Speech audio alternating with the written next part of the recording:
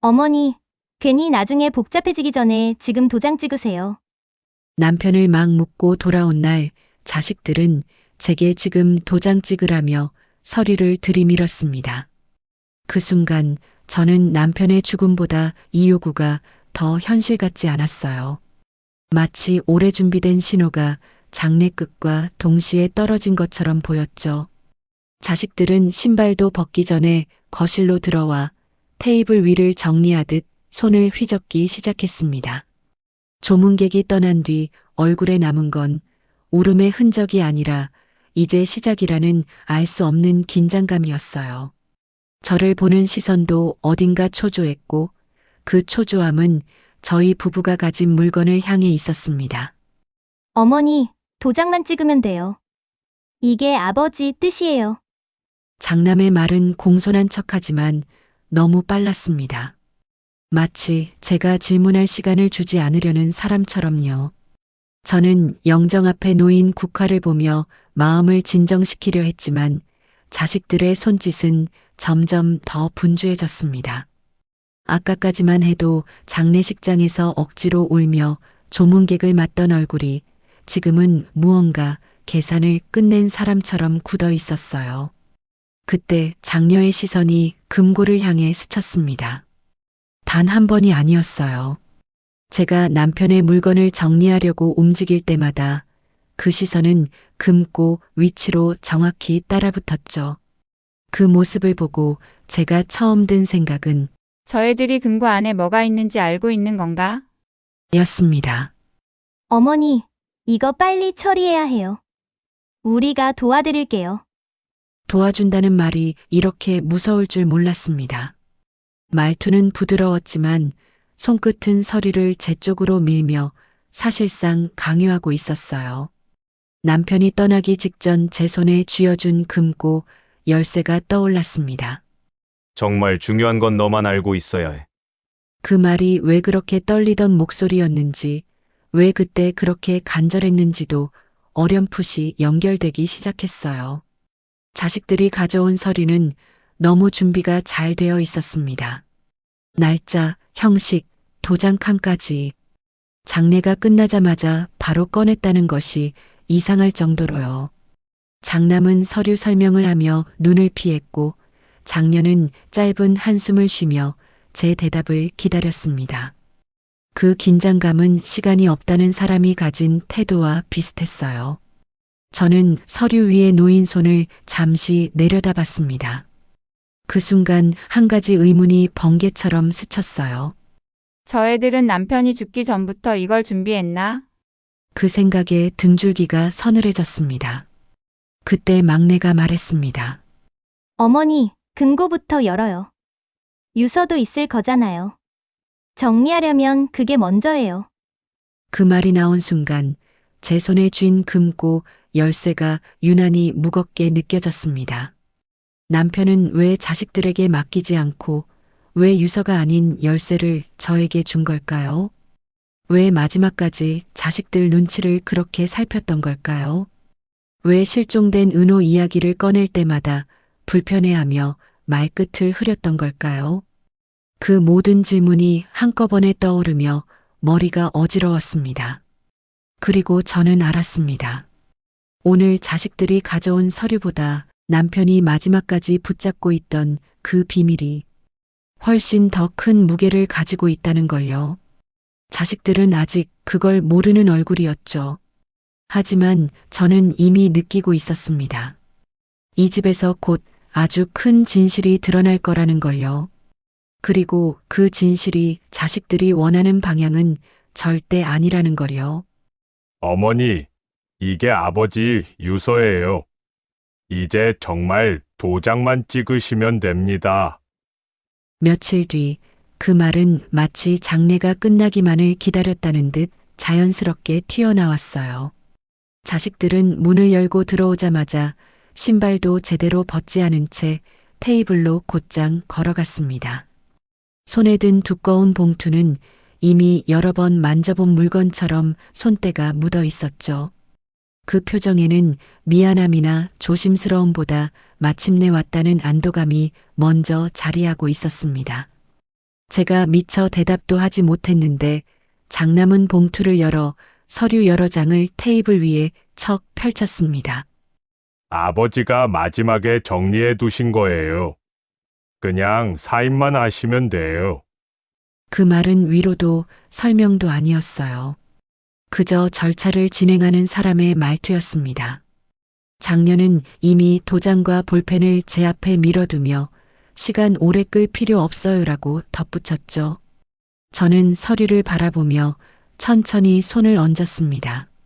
종이를 통해 느껴지는 기운이 이상하게 차가웠어요. 남편의 글씨를 평생 본 제가 보기엔 문장 끝의 자릿수도 글씨의 힘도 단어 선택도 모두 낯설었죠. 남편이 병세가 악화되기 시작한 시기와 작성 날짜도 어색하게 어긋나 있었습니다. 아버지가 직접 쓰신 거예요. 믿으셔야죠. 장남이 말했지만 그의 눈은 제 눈을 똑바로 바라보지 않았습니다. 도리어 서류의 도장칸을 짧은 손가락으로 톡톡 두드리며 서둘렀죠. 그 행동은 마치 이 문서가 진짜인지 아닌지보다는 제가 사인을 하느냐 마느냐만이 중요하다는 사람의 태도였어요. 장녀는 제 표정이 흔들리지 않자 옅은 짜증을 숨기지 못했습니다. 어머니도 이제 나이가 있으시잖아요. 이런 건 저희가 알아서 처리해 드릴게요. 그 말은 배려처럼 들렸지만 실은 어머니는 모르면 된다는 의미에 더 가까웠습니다. 저는 그 말이 왜 이렇게 거슬리는지 알 수 있었어요. 남편이 늘 걱정하던 바로 그 태도였습니다. 제가 조용히 서류를 넘겨보는 동안 자식들은 서로 눈빛을 몇 번이나 주고받았습니다. 서류 중간에는 은호라는 이름이 있어야 할 항목이 깔끔하게 잘려 있었고 가족 구성원 목록에서도 제 친아들의 기록은 아예 삭제돼 있었죠. 그 빈칸을 보는 순간 제 심장은 이상하게도 서류보다 자식들의 얼굴을 먼저 보게 만들었습니다. 정말 이건 우연일까요? 어머니, 금고부터 열어야죠. 유서가 더 있을 수도 있으니까요. 막내의 말에 저는 손을 멈췄습니다. 금고. 남편이 마지막까지 손에서 놓지 않았던 그 금고. 남편이 저에게만 맡기며 정말 중요한 건 내가 지켜야 해라고 했던 그 금고. 저는 그 열쇠를 왜 남편이 쥔 손으로 꼭 쥐고 떠났는지 기억했습니다. 남편은 자식들에게 보여주지 않고 저에게만 남겨두었어요. 죽음이 가까워지던 날 남편이 유난히 초조했던 이유도 지금에서야 이어지기 시작했습니다. 자식들은 서류 설명을 계속하며 상황을 당연한 듯 몰아붙였습니다. 그들의 말투는 점점 빠르고 거칠어졌고 도장만 찍으면 모든 게 해결될 것처럼 행동했죠. 그러나 저는 그 속도에서 이상한 불안감을 느꼈습니다. 왜 이렇게 서두를까? 왜 병세가 악화된 남편의 진짜 마지막 말을 그들은 단 한 번도 언급하지 않을까? 그리고 왜 은호 이야기를 꺼내기만 하면 자식들의 얼굴이 굳어질까? 그 모든 질문이 차례대로 떠올랐습니다. 도장칸을 가리키는 자식들의 손끝이 다시 제 앞에 놓였지만 제 마음은 이미 서류방, 아주 오래전 묻어두었던 하나의 기억으로 향하고 있었어요. 이 서류보다 훨씬 오래된 그리고 훨씬 무거운 진실을 향해.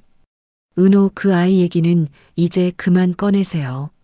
자식 하나가 내뱉은 그 말은 제 가슴속에 덮어두었던 기억을 강제로 흔들어 깨웠어요. 그 말투는 불편함이 아니라 마치 두려움을 숨기는 사람 같았죠. 그 순간부터 제 마음은 계속 같은 곳으로 향했습니다. 실종된 아들, 은호. 그날의 장면을 잊고 살 수 있다면 얼마나 좋았을까요? 저는 방 안으로 조용히 들어가 오래된 앨범을 꺼냈습니다. 3인칭으로 보면 제 손끝은 사진을 넘길 때마다 아주 가볍게 떨리고 있었어요. 사진 속 은호는 언제나 환하게 웃고 있었죠. 목 뒤에 난 작은 점 태어나던 날부터 있던 그 표식. 제가 세상에서 가장 먼저 발견했던 우리 아이의 작은 기적이었습니다. 은호야, 너를 왜 못 지켰을까? 입 밖으로 새어나온 제 목소리는 너무 작았지만 그 말에는 몇십 년의 죄책감이 실려 있었어요. 사진을 바라보는 제 눈은 이미 오래전 상처를 다시 마주한 사람의 표정이었습니다. 그동안 잊었다고 생각했던 슬픔이 아니었어요. 그저 깊이 가라앉아 있다가 지금 모습을 드러낸 것 뿐이었습니다. 은호가 사라졌던 날의 풍경이 그대로 떠오릅니다. 아직 잘 걷지도 못하던 아이가 집 앞에서 흔적 없이 사라졌죠. 그날 저는 온 동네를 뛰어다녔습니다. 그리고 집으로 돌아왔을 때 전처 자식 셋은 서로의 눈을 단 한 번도 마주보지 않았어요. 아마 혼자 나갔을 거예요. 아이들이 그럴 수도 있죠. 그들의 말은 너무 빨랐고 너무 정해진 듯 했습니다. 지금 돌이켜보면 그날의 공기마저도 섬뜩하게 고요했어요. 남편도 그날 밤 아무 말도 하지 않았지만 며칠 뒤부터 자식들을 바라보는 눈빛이 달라졌습니다. 부드럽던 사람이 갑자기 경계를 품은 사람처럼 변했어요. 제가 왜 그래요? 라고 물으면 남편은 항상 같은 대답을 했죠. 걱정하지 마. 내가 알아볼게. 그 말 뒤에는 늘 말하지 못한 이야기들이 숨어 있었습니다. 앨범의 마지막 장을 넘기자 제가 기억 속 깊은 곳에 묻어둔 장면이 떠올랐어요. 은호가 웃으며 저를 바라보던 그 목 뒤의 점. 그 작은 표식이 지금 떠올리기만 해도 가슴을 세게 치는 상징이 됐습니다. 그때 제 머릿속을 스친 또 하나의 장면. 며칠 전 식당에서 본 청년. 그가 고개를 숙였을 때 보였던 똑같은 위치의 점. 저는 그때 이유도 모른 채 얼어붙었던 제 몸을 기억합니다.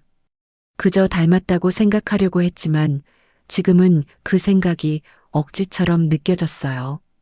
설마 진짜로? 제 속에서 불안과 희망이 동시에 싹트기 시작했습니다. 만약 그 청년이, 만약 세상이 제게 남긴 마지막 흔적이 살아있었다면, 남편의 마지막 말도, 자식들의 두려운 눈빛도, 위조된 유서도 모두 하나의 진실로 이어질 수밖에 없었습니다. 저는 앨범을 천천히 닫았습니다. 손등 위로 눈물이 떨어졌지만 마음속에는 다른 감정이 자리 잡기 시작했어요. 두려움이 아니라 오래된 퍼즐의 조각이 맞춰지는 느낌. 그리고 그 퍼즐은 단 하나의 결론으로 저를 이끌고 있었죠. 은호를 다시 찾아야 한다. 그게 남편이 남긴 진짜 유언이었고 제가 지켜야 할 마지막 약속이었습니다. 당신이라도 알아내야 해. 남편이 마지막으로 남긴 이 한마디가 머릿속에서 다시 떠오르던 날, 저는 결국 금고 앞에 앉았습니다. 열쇠를 넣는 순간 손이 떨렸지만 이상하게도 마음속에서는 오래 감춰둔 무언가가 이제 드러나려고 하는 느낌이 들었어요. 금고 문이 천천히 열릴 때 그 안에서 오래된 종이 냄새와 함께 남편의 손길이 베어있는 서류 묶음이 모습을 드러냈습니다. 남편은 병세가 악화되기 전부터 무언가를 준비하고 있었던 모양이었어요. 문서 안에는 일정표, 상담 기록, 메모지가 날짜별로 정리돼 있었고 그 어느 곳에도 자식들이 알만한 흔적은 보이지 않았습니다. 겉으로 평범해 보였던 종이 한 장 한 장에는 남편이 혼자 짊어지고 살았던 불안과 의심이 고스란히 묻어 있었어요. 특히 한 노트의 첫 장에는 짧고 굵은 문장이 적혀 있었습니다. 은호가 사라진 날 아이들의 말이 일치하지 않는다. 그 문장을 보는 순간 제 심장은 크게 내려앉았어요. 남편도 그날을 잊지 못하고 있었던 거죠. 그리고 그날 무언가 이상했음을 이미 알아챘던 겁니다. 노트에는 작은 글씨로 날짜와 상황이 이어졌습니다. 작년 너무 빨리 가출이라고 단정함. 장남 시간 기억 못함. 막내 그날 집에 있었다고 주장하지만 목격자 없음. 남편은 자식들의 말이 왜 그렇게 어긋나는지 몇 년 동안 추적하고 있었어요. 그 사실을 저는 지금 처음 알았습니다. 다른 봉투에는 보호기관 주소가 적혀 있었고 그 옆에 짧은 메모가 붙어 있었어요. 여기서 무언가 본 것 같았다. 남편이 마지막까지 이 주소를 손에서 놓지 못한 이유가 느껴졌습니다. 그가 혼자서 찾아갔고 혼자서 정보를 확인하려고 했다는 사실이 문서 곳곳에서 드러났어요. 봉투 안에서 작은 금속 상자가 나왔습니다. 열어보니 그 안에는 어린 은호가 갖고 다니던 작은 천 조각이 들어 있었어요. 그 작은 조각은 제 손 위에서 조용히 흔들렸고 저는 숨을 제대로 쉬지도 못했습니다. 남편이 이걸 어떻게 구했을까요? 어디서 누구를 만나서 무엇을 확인했을까요? 그 상자 아래에는 또 다른 노트가 하나 더 있었어요. 첫 페이지에는 남편의 필체로 크게 적힌 문구가 있었습니다. 은호의 표식 목뒤 작은 점. 절대 사라지지 않는다. 그 아래에는 점의 위치와 크기, 모양까지 정확하게 그려져 있었죠. 저는 그 순간 식당에서 본 청년의 뒷목을 떠올렸습니다. 며칠 전에도 분명히 보았던 그 점, 남편이 적어둔 그림과 같은 위치, 같은 모양. 소름이 등이 아니라 심장부터 올라오는 것처럼 퍼졌어요. 그 아이를 직접 본 걸까? 입술 사이로 새어나온 제 목소리는 떨림으로 가득했습니다. 남편은 병세가 악화되기 전까지 그 청년을 찾아갔고 확인하고 기록하려 했던 게 아닐까요? 하지만 확신이 없어서 저에게 상처 줄까봐 말하지 못했던 걸까요? 나는 남편이 남긴 메모를 다시 읽었습니다. 내가 먼저 가면 너만 믿을 수 있다. 그 말은 남편의 마지막 부탁이자 유서보다 더 직접적인 진실이었어요. 제 손에 쥔 것은 단순한 서류가 아니라 남편이 마지막 힘을 다해 남긴 은호로 가는 길이었습니다. 저는 천천히 상자를 가슴에 품었습니다. 눈물이 뺨을 타고 흘렀지만 이번엔 절망이 아니라 확신이 흘렀어요. 그 확신은 앞으로 제가 해야 할 일을 분명하게 알려주고 있었죠. 은호는 살아있다. 그리고 남편은 그 사실을 거의 알아냈다. 남은 건 제가 확인하는 일뿐이었다. 금속 상자를 다시 열어 천 조각을 만지던 순간 제 손끝에 작고 뾰족한 종이 한 장이 스쳤습니다. 그 종이는 남편이 마지막까지 손에 쥐고 고민했을 것 같은 아주 얇은 기록이었어요. 맨 위에는 이렇게 적혀 있었죠. 표식만 제대로 보면 알아볼 수 있다. 저는 숨을 고르며 종이를 펼쳤습니다. 그 안에는 은호가 태어날 때부터 갖고 있던 목 뒤 작은 점의 위치, 색, 모양이 세심하게 기록돼 있었어요. 남편의 필체는 떨렸지만 그 글자마다 절박함이 묻어 있었습니다. 문장을 읽으면 읽을수록 남편이 얼마나 확신에 가까워져 있었는지, 얼마나 저에게 말하고 싶었는지 느껴졌어요. 당신이 보면 바로 알 거야. 남편이 생전에 여러 번 중얼거리던 말이 다시 떠올랐습니다. 그가 왜 그 말을 계속 반복했는지 이제야 알겠더군요. 은호의 표식은 절대 사라지지 않는 작은 반점이었고 저는 그 표식을 누구보다 잘 알고 있었죠. 저는 그 노트를 품에 안은 채 며칠 전 식당에서 본 청년의 모습을 떠올렸습니다. 고개를 숙여 그릇을 치우던 순간 그의 뒷목에서 보였던 그 작은 반점. 그때는 너무 갑작스러워 마음이 굳어버렸는데 지금 생각해보면 단순한 우연이라고 넘길 수가 없었습니다. 오히려 그 반점은 이 노트 속 그림과 정확히 맞아떨어졌어요. 그 청년이 정말 은호일까? 이 질문은 두려움과 희망을 동시에 품고 있었고 저는 도망칠 수도 외면할 수도 없었습니다. 남편이 남긴 기록들이 지금 이 순간을 대비한 것처럼 느껴졌어요. 그가 마지막까지 혼자 움직였던 이유가, 저를 위해 남겨둔 단서들의 의미가 이제야 하나로 이어지고 있었습니다. 저는 서류 더미 아래에 놓인 또 다른 봉투를 꺼냈습니다. 봉투에는 남편의 필체로 이렇게 적혀 있었죠. 조심해서 확인해야 해. 누가 지웠다. 그리고 그 아래엔 보육원 이름과 오래된 주소 한 줄. 남편은 분명 은호와 관련된 정보를 어딘가에서 찾았고 그 정보를 누군가가 지우려 했다는 사실을 알고 있었어요. 저는 그제야 깨달았습니다. 남편이 왜 그토록 자식들을 조심스러워했는지, 왜 자신이 움직이는 기록을 남기지 않았는지, 왜 마지막까지 유서를 제게만 맡겼는지.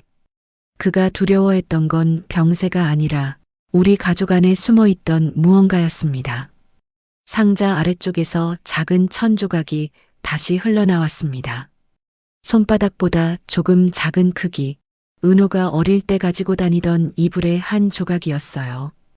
이건 세상 어디에도 똑같은 것이 없었습니다. 남편이 이걸 가지고 있었다는 건 단순한 가능성을 넘은 사실이었죠. 저는 상자를 가슴에 꼭 껴안으며 중얼거렸습니다. 남편이 거의 다 알아냈구나. 눈물이 흘렀지만 이번 눈물은 절망이 아니라 결정이었습니다. 제가 지금 해야 할 일이 무엇인지 너무 분명하게 느껴졌어요. 확인해야 합니다. 그 청년이 누구인지, 그 반점이 우연인지 진실인지, 그리고 은호가 정말 살아있는지. 모든 퍼즐은 남편이 여기까지 끌고 왔습니다. 남은 길은 이제 제가 걸어가야 했어요. 저는 남편이 남긴 노트와 상자를 품에 넣고 바로 집을 나섰어요. 몸은 떨렸지만 마음은 오래전 잃어버렸던 방향을 다시 찾은 것처럼 단단해지고 있었습니다. 며칠 전 지나쳤던 그 식당으로 가는 길이 이렇게 길었던 적이 없었죠. 하지만 멈추고 싶진 않았어요.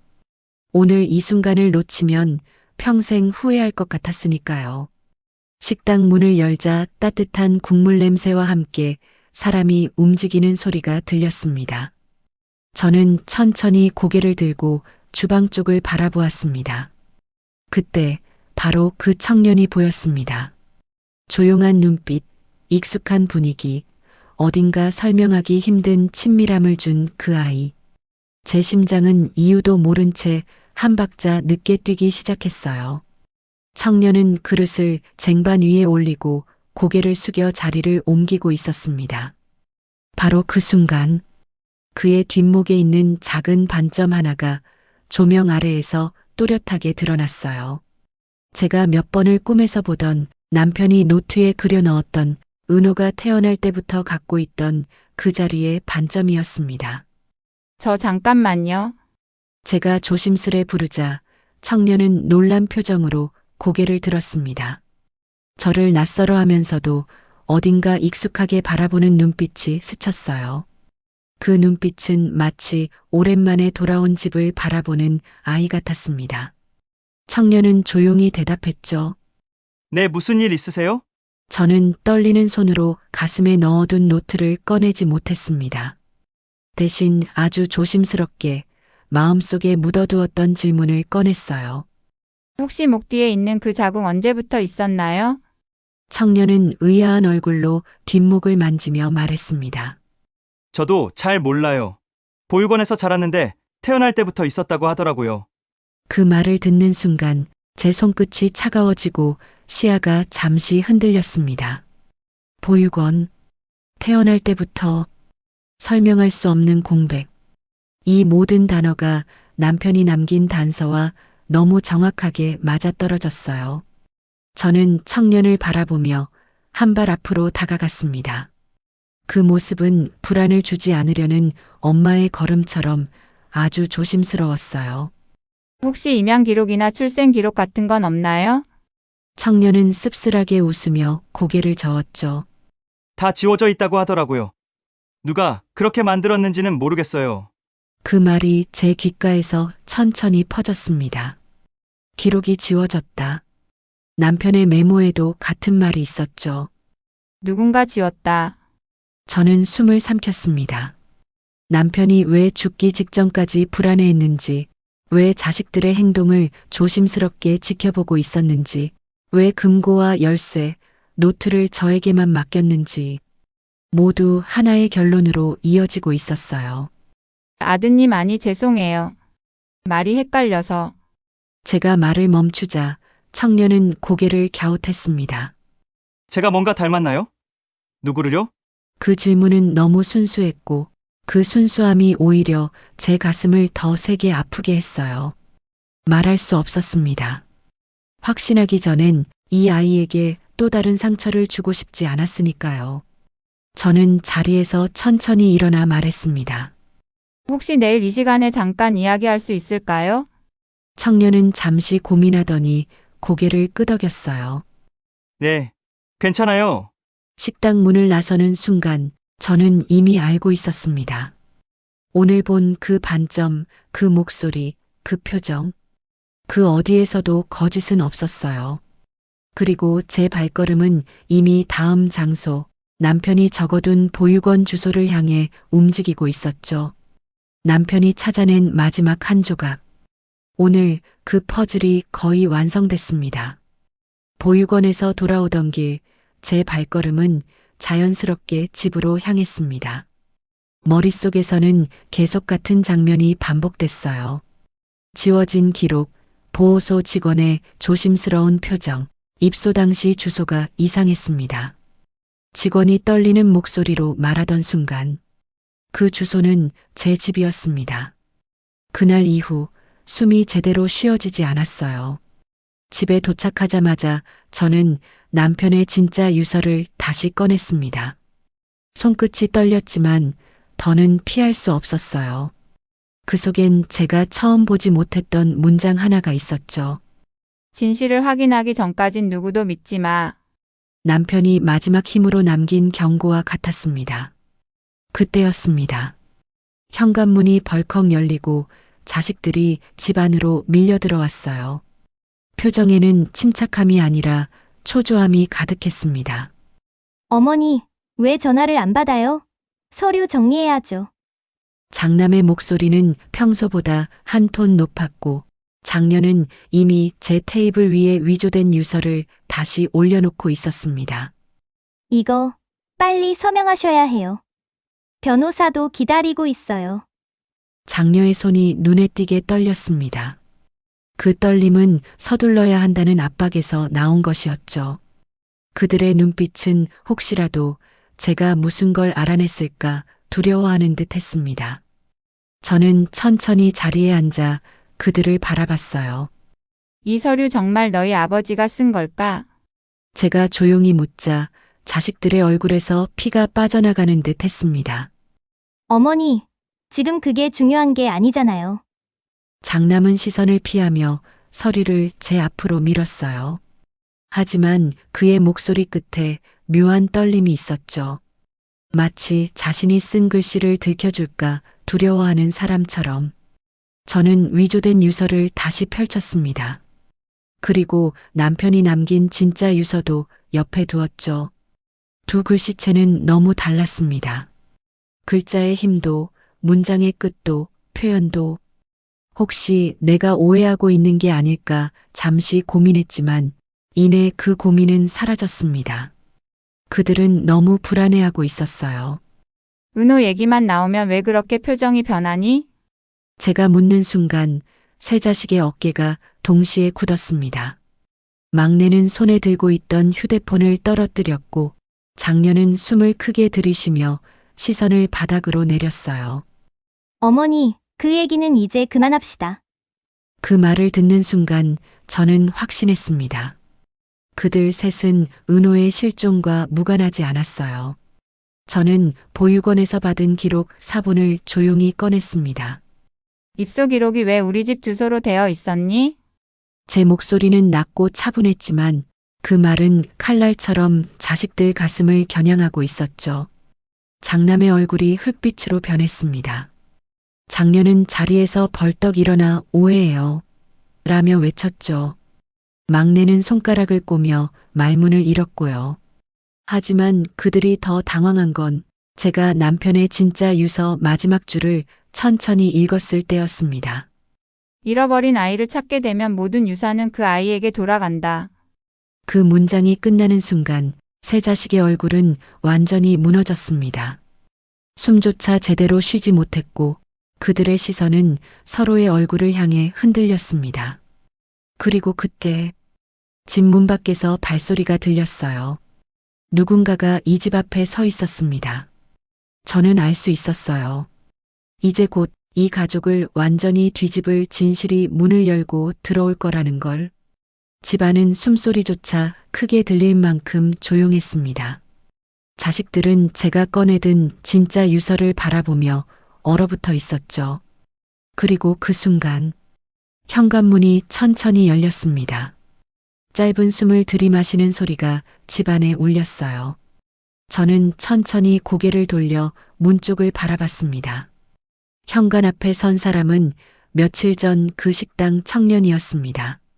그는 당황한 듯 자리에서 얼어붙어 있었지만 어딘가 끌리듯 조심히 집안을 둘러봤어요.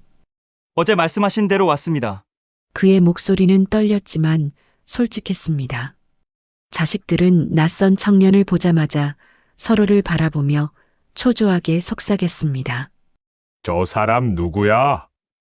왜 저기 서 있어? 그들의 표정은 불안, 공포, 그리고 들켰다는 직감이 뒤섞인 얼굴이었습니다. 저는 청년에게 조심히 다가갔습니다. 그리고 아주 천천히 떨리는 목소리로 물었어요. 혹시 목 뒤에 있는 점을 다시 한번 보여줄 수 있니? 청년은 머뭇거리다 고개를 끄덕이며 뒤로 머리를 넘겼습니다. 순간 조명이 그의 뒷목을 비추었고 그곳에는 제가 평생 기억해온 은호의 표식이 또렷하게 자리하고 있었습니다. 은호야. 제 입에서 새어나온 그 한마디는 거의 숨에 가까웠습니다. 하지만 청년은 그 이름을 듣는 순간 이유를 알 수 없다는 듯 눈을 크게 뜨고 말했습니다. 그 이름, 어릴 때 누가 저 부르는 걸 들은 적 있어요. 자식 셋의 표정은 완전히 무너졌습니다. 흙빛이 된 얼굴, 굳은 입술, 흔들리는 눈동자. 그들의 반응이 무엇보다 더 확실한 증거였습니다. 저는 그들을 향해 돌아섰습니다. 그리고 남편의 진짜 유서를 천천히 펼쳤습니다. 떨리지 않으려 손을 꽉 쥐었지만 목소리는 흔들림 없이 또렷했어요. 여기 마지막 한 줄. 저는 조용히 읽었습니다. 우리 아이를 찾게 되면 모든 유산은 그 아이에게 돌아간다. 문장이 끝나는 순간 자식들은 동시에 숨을 삼켰습니다. 장남은 그건 말이 안 돼요. 라고 외쳤지만 그 얼굴엔 이미 패배가 드러나 있었죠. 왜 말이 안 되니? 제가 묻자 장녀는 뒤로 물러섰고 막내는 손을 떨며 입을 가렸습니다. 그들의 눈빛은 분명 말하고 있었어요. 우리가 했던 일이 들켰다. 그때 집 안으로 경찰이 들어왔습니다. 실종 아동 은호 사건 제도사건으로 왔습니다. 경찰은 보육원 기록을 추적한 끝에 입소 시점과 기록 삭제가 전부 자식들의 행동과 정확히 연결된다는 사실을 확인했다고 말했습니다. 당신들이 은호를 고아원 앞에 버리고 갔다는 증언도 확보했습니다. 그 말과 동시에 자식들은 완전히 주저앉았어요. 우린 그냥 아버지가 너무 그 아이만. 장남의 변명은 끝까지 이어지지 못했습니다. 경찰이 수갑을 채우는 동안 저는 그 아이들 한때는 제게 아들, 딸이라 부르던 사람들을 더 이상 어떤 감정으로도 바라볼 수 없었어요. 그저 남편 말대로 진실을 지켜야 할 때가 왔다는 것만 알 수 있었습니다. 경찰이 데려간 뒤 집안은 다시 고요해졌습니다. 그 고요함 속에서 청년 아니, 은호는 조심스레 저에게 다가왔어요. 저 혹시 정말 저는 그의 손을 두 손으로 감싸 쥐었습니다. 그래. 너야 내가 내 아들이다. 그 순간 청년의 눈에서 눈물이 터졌습니다. 어떤 기억도 없이 자라온 청년은 엄마라는 느낌을 처음 봤을 때부터 이상하게 들었어요. 라고 떨리는 목소리로 말했습니다. 저는 그를 안았습니다. 흐느낌도 말도 숨소리도 뭉개지는 긴 포옹이었어요. 그 아이가 사라진 이후 수십 년 동안 마음속에서 비워져 있던 자리가 드디어 채워지는 순간이었습니다. 남편의 마지막 부탁은 오늘에서야 온전히 이루어졌습니다. 그리고 저는 알았습니다. 이제 진짜 가족은 바로 제 앞에 서 있는 이 아이 하나뿐이라는 것을요.